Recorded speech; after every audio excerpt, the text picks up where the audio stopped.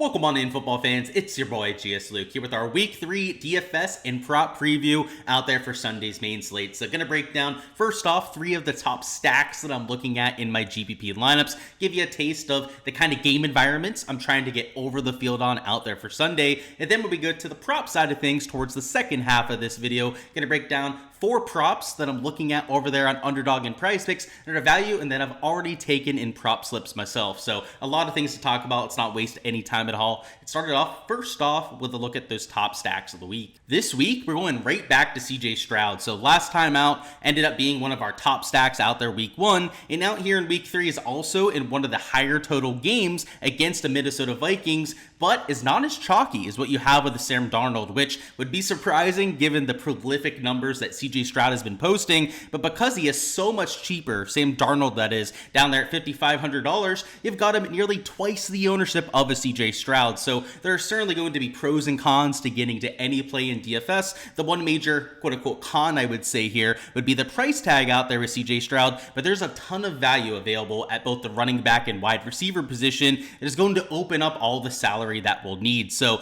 whether that's a Jordan Mason, who's much cheaper than he probably should be, a Cam Akers, now that Joe Mixon is doubtful out there, a few other running back spots that are also going to be really high points per dollar value, that'll open up that $1,500 to $1,600 that we'll need to go out there and spend up from a Sam Darnold to a CJ Stroud. And again, the lower ownership out here on the better play, and I am going to be using him in a lot of 2-leg stacks, maybe just CJ Stroud plus 1 wide receiver out there in a little bit, but because he is a passing heavy quarterback, I'm likely going to be double stacking him most of the time. So some of those double stacking options would include a Nico Collins, who's been maybe the best wide receiver in the NFL so far this year. You've got Stephon Diggs, who's going to have some breakout games you'd expect to come over the next month or so. Tank Dell still in the fold, number 3 wide receiver there. But Dalton Schultz, I've still got Mixon on here. That'll be Cam Akers now that they've made the change at running back. Are all guys that are going to be in play for this kind of week. So in terms of buybacks, you've got Justin Jefferson, also Aaron Jones you can include as a buyback. Over here, I've got it down as a sometimes, as I'm not always going all in out there on the stacks I'm using in GPPs. There's a time and place for going for a full game stack, maybe a CJ Stroud double stacked with a few receiving targets, and maybe even a double buyback from time to time. But I'm also going to have lineups that aren't going to be completely stacked out there. So that's the one thing worth noting about some of these game environments, as sometimes they're worth going balls deep on, particularly if you're playing in one of the large field GPPs, but you don't always have to, particularly in some of your smaller field GPP kind of exposure, whether it's single entries, whether it's like 1,000, 2-entry, 1,000 sort of entry contest. Those kind of contests don't have to be as bold about going after the game environment. So that's what I'll say about this. It's a game with a lot of targets. I mean, you can see at wide receiver, running back at, run backs with wide receivers or the running back position, you're going to have a ton of options to go with. So it's a high total game towards the high 40s out there. I'd rather have the more expensive side, which is also coincidentally going to be a lot lower owned than what we have with Sam Darnold. I also like myself some Dak Prescott this game against the Ravens out here this weekend. One of the higher totals also towards the high 40s out there from an over-under. A little bit different based on each book that you're looking at, but one of the top 4 games when it comes to that over-under. And what you like about Dak is that he is a passing-heavy quarterback. Kind of like CJ Stroud, he normally brings at least 1 wide receiver along with him, if not 2 plus, like you see out there with some of our stacking options. You've got CeeDee Lamb you can use as a pairing, Brandon Cooks, Jake Ferguson, who was just cleared of the injury designation that he had. And on the other side of things, I don't think it's as important to have a buyback here. That's also why I have it down as a sometimes, because Lamar Jackson does have enough rushing upside to where he doesn't necessarily have to bring along one of these guys for a ceiling performance. But Dak Prescott is also much lower owned than what we have Lamar Jackson at. And also Lamar Jackson is also going to be a lot more expensive than where we have a Dak Prescott here. So while people are going to be trying to take Lamar plus maybe a likely or Lamar, Flowers lineup and run it back with the CeeDee Lamb, I'd rather go more so out there on the Cowboys side of things. And I know it's a tough matchup, right? Ravens secondary is one of the better units that you have out there, but they're not completely shut down on that side of the ball, right? You saw Mahomes have a little bit of success out there in week number 1. So, Lamb get cooking, right? He could well get over 100 receiving yards. Maybe he brings a Ferguson along with a receiving touchdown or something like that. I'd rather have this Dak Prescott side, as I think when he goes out there and he gets to his ceiling performance, he's going to likely bring more players along with him than somebody like Lamar Jackson. So if I'm going to play this correlation game, go after these game game environments, I actually think the more attractive side, especially if going for like a double stack, that kind of thing, is to take Dak Prescott. So that's part of the reason why I used him as the play out here from that game. It's not to say that Lamar Jackson's a terrible play. It's not to say that somebody like a Sam Darnold, for example, is a terrible play over there for Minnesota as opposed to taking CJ Stroud and the Texans. But at the same time, I prefer these other options as they're both lower owned out there in each case. And in my opinion, they have maybe an even better situation out there from the correlation, at least in terms of bringing other guys along with them. And then the last play we're going to talk about is another, actually the highest total out there on the entire slate, and that's going to be that Lions versus Cardinals game. And, the side that I'm looking to stack would be Jared Goff at $6,500. He's not expensive. He's about averagely priced at the quarterback position. And also, compared to Kyler Murray at the other side of this game, is also about half the ownership out there as the rushing quarterback. And while Kyler Murray might have a slightly higher ceiling because of that rushing upside, a lot of times that takes away from the production of his wide receivers. So if I'm trying to play the correlation game, which if you can't tell, guys, right, that's my angle out there in DFS. Sometimes it works, sometimes it doesn't. Weeks 1 and 2, especially because of how soft the pricing is, I've been, like I said, I haven't been fully stacking every time I take one of these game environments, but as the year goes on, especially as pricing becomes more and more accurate, trying to get the right game that goes out there and pops off is sometimes the key to going out there and having high ROI. So this is going to be something that I lean on even more so as the year goes on. But Jared Goff, just like these top two quarterbacks, because he doesn't have a ton of that rushing upside, when he gets there, when he has a 20, 25 plus point fantasy game, he's bringing along 2+ guys along with him. So I like that correlation. I like that sort of player out there in my large field GPP lineups. And in terms of buybacks, you could go to a Harrison Jr., a McBride, a Connor if you want to, but just like these top few games, I don't think you have to force in a buyback. So hopefully it gives you an idea of some of the different ways that I stack these game environments, because it's not always cookie cutter, depending on the quarterback, depending on the game environment itself. Sometimes I set different roles as compared to other slates that we've had so far. And because of the salary, and I mentioned some of this value play, so over here you can see all the projections are uncensored, so I can't show you guys too much over here on the running back tab, but this is what you get over there on my Patreon page. You get all my projections for every player, projected ownership, the player pool information that's blacked out over there on that right side. Over here on this quarterback page is of course available over there for my Patreon members. So for that, make sure to check out the link in the description of the video to go out there and get the complete spreadsheet for yourself out there. But what you'll see is guys down here like Jordan Mason are over a 3.3x value, and that's him even at $6,200. You've got a bunch of other really good value running backs, like for example, Dowdle's a decent value running back. You've got Deonta Foreman, who's projecting decently this week. Who else? A Chuba Hubbard, a Javonte Williams, a Zamir White.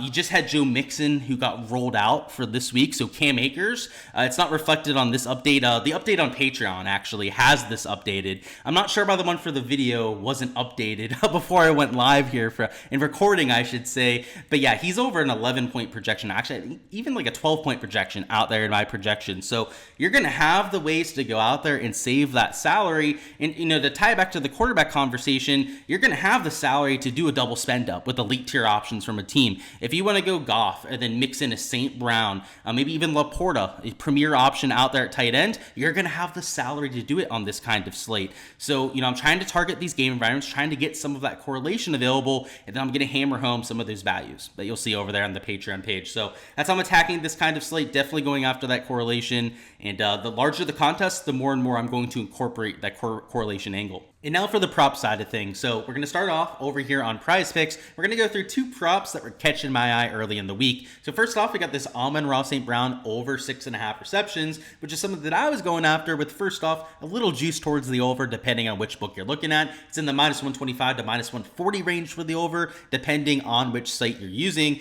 And what I like here is the high total. It's over a 50-point total between the Lions and the Cardinals. And he's also a player that had 19 targets out there in week 2. So he was the obvious alpha wide receiver, and that was them playing from behind for a lot of that second half. But he is the kind of player that has shown chemistry with a Jared Goff. So while week 1 you had Jameson Williams, I should say, going out there and having a lot of those big plays, the one that's been getting the most looks and that did out there in 2023 was Amon-Ra, and that is not going to change. here in 2024, especially after that 19 target performance. If it was reception performance, that'd be record breaking. But yeah, had a lot of looks out there last week. So 6.5, you get a little bit of juice towards the over. I think all of that was worth taking. Now I've got a bunch of these Derrick Henry props up on the screen here, and unfortunately they did just rip the prop that I took off the board. Now that might end up getting reposted. In fact, I'd expect them to repost it at some point. The question is what the payout is going to look like. So what I took was an over on Derrick Henry touchdowns. The prop that I took was an over 0.5 touchdowns, and that wasn't a demon or a goblin. It was just a regular 50-50 payout. It was in the minus 130 range to even minus 150 range out there on books to go out there and score. So that made sense. Those two score props, they're usually juiced to crap, so you can't really use those like you would other over-under props in terms of their juice, but still, he's in one of the highest total games of the week. If you saw the DFS section, obviously like the Dak Prescott side of things, but you've got the Ravens as favorites. So as a rushing-heavy offense, as Derrick Henry, the clear alpha guy there within the 5-yard line, he's the guy I'd like to score touchdowns. So if I was going to take anything and you had to play it with this exact board, the best prop would probably be this over 12 fantasy score. As you can see, his rushing plus receiving yard totals there at 76.5. He's probably projecting for like 1.5 receptions a game or something like that. So if he's going to score, he's likely going to go over that 12 fantasy score right there. But if they do repost the 0.5 touchdown prop, you might want to take that instead. So that's what I'll say over there in Prize Picks. The Amon-Ra was a prop that I already took myself. Hopefully they repost that Derrick Henry prop for you guys. So that's the one I took myself, but if you needed to, you could use that 12 fantasy score as a replacement. And then over here on Underdog, we've got two props still up at this point. Fingers crossed that they don't bump too quickly, that you guys can take yourself. So it's an over on DJ Moore receptions and then an over on Jahmyr Gibbs touchdowns. So we're going to start with the Jahmyr Gibbs prop actually, which is the vulture protection on it, which is really the main reason they go out there and play this over. He's got Jahmyr on the team. You've also got the highest total on the slate, right? I already mentioned a 50-plus point total in that game. And you've also got Jahmyr, who's got about, I think it's a minus 105 chance to go out there and score. So that's just under a 50% chance to go out there, including the, in-house edge, right? He's got a little bit under a 50% chance to go out there and score himself. But you also got David Montgomery. He scored in 8 of his last 10 games. He also has about the same chance, the same sportsbook odds to go out there and score. So let's say that Jahmyr has like a 45% chance to score. That's about his implied over equity out there, that kind of number. And you've got Montgomery at that same kind of number. You've got a huge safety net because if you have Montgomery that goes out there and scores, this is going to be a voided prop, which will refund this two-man slip.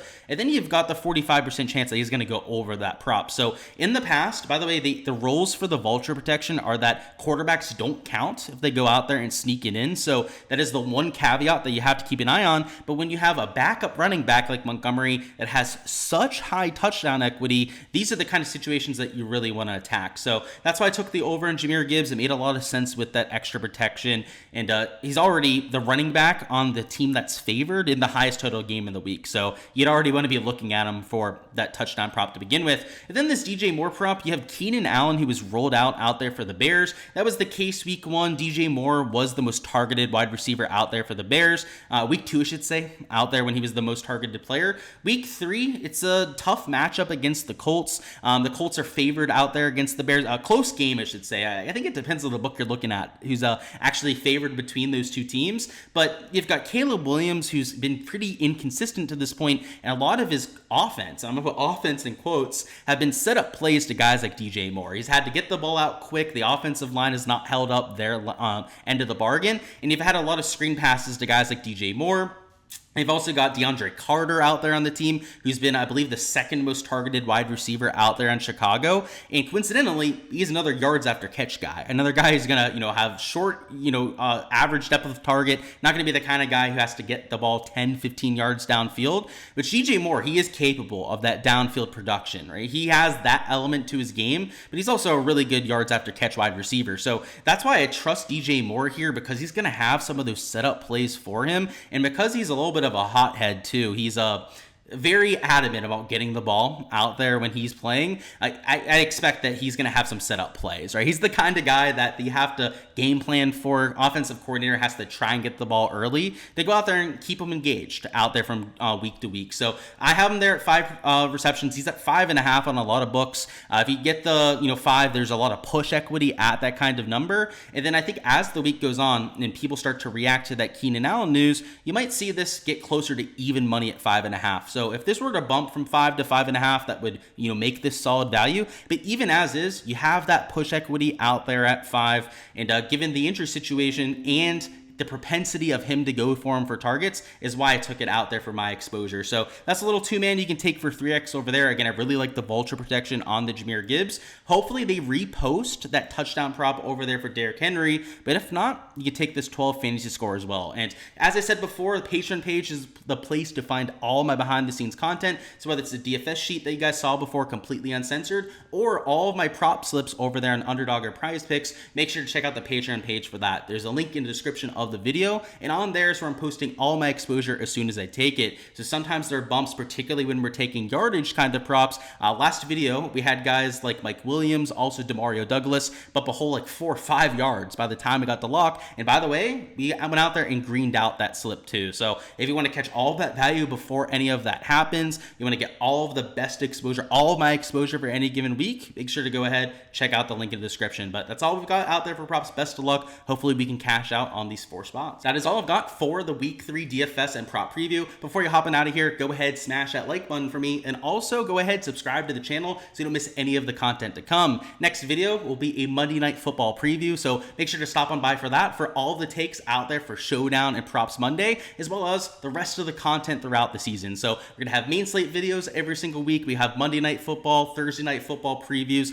dropping for you guys here on YouTube, as well as all the content over there on the Patreon page. And for a chance to earn a free month of my Patreon page, go ahead, give me the top score out there for the Sunday's main slate, and you'll win a free month on my Patreon page. And because there are so many players to choose from, I'm not going to make you guys give me a point projection. If you can give me that top score, you go ahead, you will win that free month of the Patreon subscription. So go ahead, give me your best guess down below. Once the players take it once, they cannot be taken again. So early bird gets the worm. Go ahead, claim your player as soon as possible, and let's go out there and have ourselves a weekend. Best of luck, whatever exposure you're getting to. Take down a GPP or 2 for me. Make your boy proud. On the prop side of things, let's cash out. Let's hand it out there to Underdog Prize Picks, take some of their money, and have ourselves a weekend. I'm looking forward to it. Should be a fun one. Best of luck, as I said before. Thank you guys for the support here on the channel, and let's get after it.